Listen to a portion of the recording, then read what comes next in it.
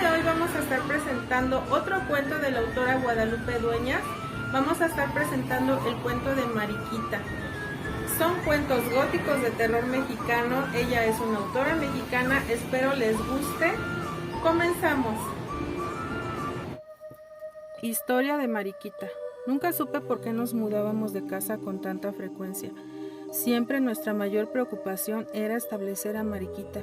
A mi madre la desazonaba tenerla en su pieza, y ponerla en el comedor tampoco convenía.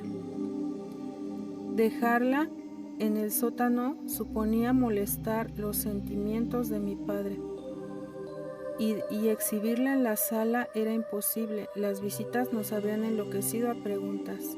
Así que, invariablemente, después de pensarlo demasiado, la instalaban en nuestra habitación. Digo nuestra porque era de todas. Con Mariquita allí dormíamos 7. Mi papá siempre fue un hombre práctico. Había viajado mucho y conocía los camarotes.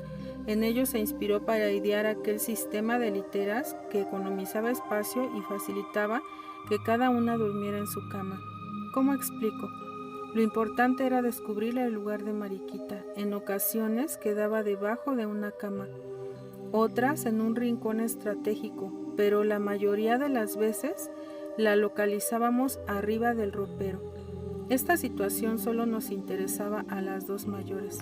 Las demás, aún pequeñas, no se preocupaban.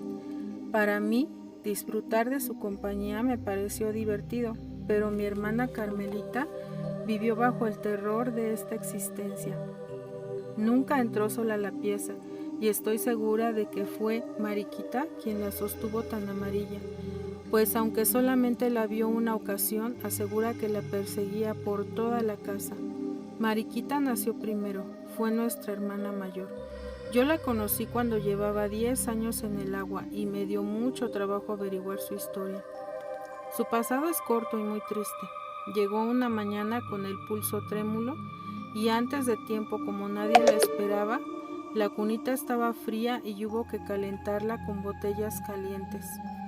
Trajeron mantas y cuidaron que la pieza estuviera bien cerrada. Isabel, la que iba a ser su madrina en el bautizo, la vio como una almendra descolorida sobre el tul de sus almohadas. La sintió tan desvalida en aquel cañón de vidrios que solo por ternura se le escondió en los brazos. Le pronosticó rizos rubios y ojos más azules que la flor del helitropo, pero la niña era tan sensible y delicada que empezó a morir. Dicen que mi padre la bautizó rápidamente y que estuvo horas enteras frente a su cunita, sin aceptar su muerte. Nadie pudo convencerlo de que debía enterrarla. Llevó su empeño insensato hasta esconderla en aquel pomo de chiles que yo descubrí un día en el ropero, el cual estaba protegido por un envase carmesí, de forma tan extraña que el más indiferente se sintió obligado a preguntar de qué se trataba. Recuerdo que por lo menos una vez al año, papá reponía el líquido del pomo con nueva sustancia, de su química exclusiva. Imagino sería aguardiente con sosa cáustica.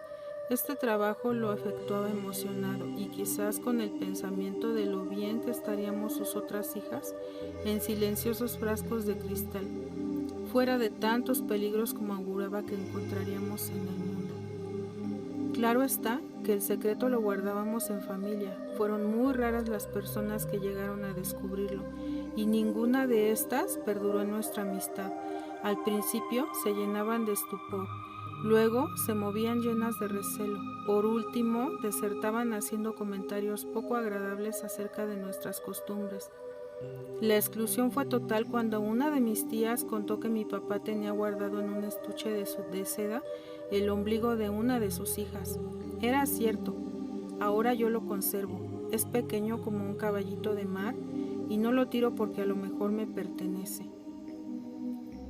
Pasó el tiempo, crecimos todas, mis padres ya no estaban entre nosotras, pero seguíamos cambiándonos de casa y empezó a agravarse el problema de la situación de Mariquita. Alquilamos un señorial caserón en ruinas. Las grietas anunciaban la demolición. para tapar las bocas que hacían gestos en los cuartos, distribuimos pinturas y cuadros sin interesarnos las conveniencias estéticas. Cuando la rajadura era larga como en un túnel, la cubríamos con algún gobelino en donde las garzas que nadaban en punta de cruz añil hubieran podido excursionar por el hondo agujero. Si la grieta era como una cueva, lo sobreponíamos un plato fino, un listón o dibujos de flores. Hubo un problema con el socavón inferior de la sala.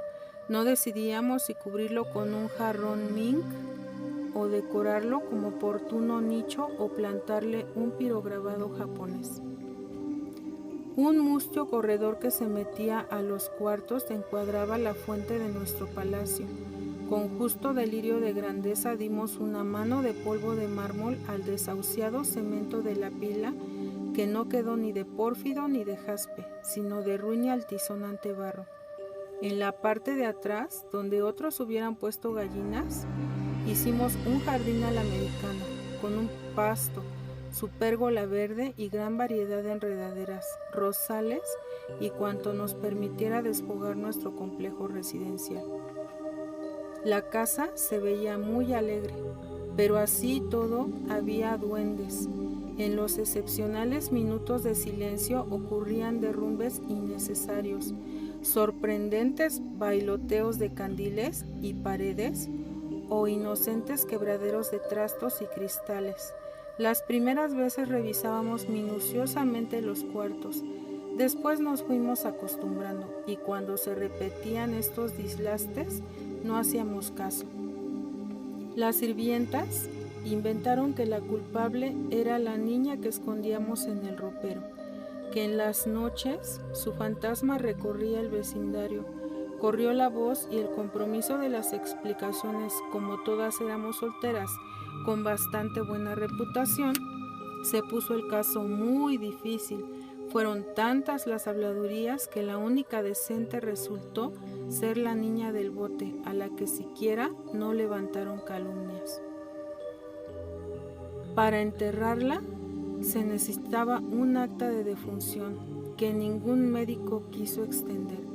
Mientras tanto, la criatura que llevaba 3 años sin cambio de agua se había sentado en el fondo del frasco definitivamente aburrida. El líquido amarillento lo enturbiaba el paisaje. Decidimos enterrarla en el jardín. Señalamos su tumba con una aureola de mastuerzos y una pequeña cruz como si se tratara de un canario. Ahora hemos vuelto a mudarnos y no puedo olvidar el prado que encarcela su cuerpecito. Me preocupa saber si existe alguien que cuide el verde limbo donde habita y si en las tardes todavía la arrullan las palomas. Cuando contemplo el entrañable estuche que la guardó durante 20 años, se me nubla el corazón de nostalgia, como el de aquellos que conservan una jaula vacía. Se me agolpan las tristezas que viví frente a su sueño. Reconstruyo mi soledad y descubro que esta niña ligó mi infancia a su muda compañía.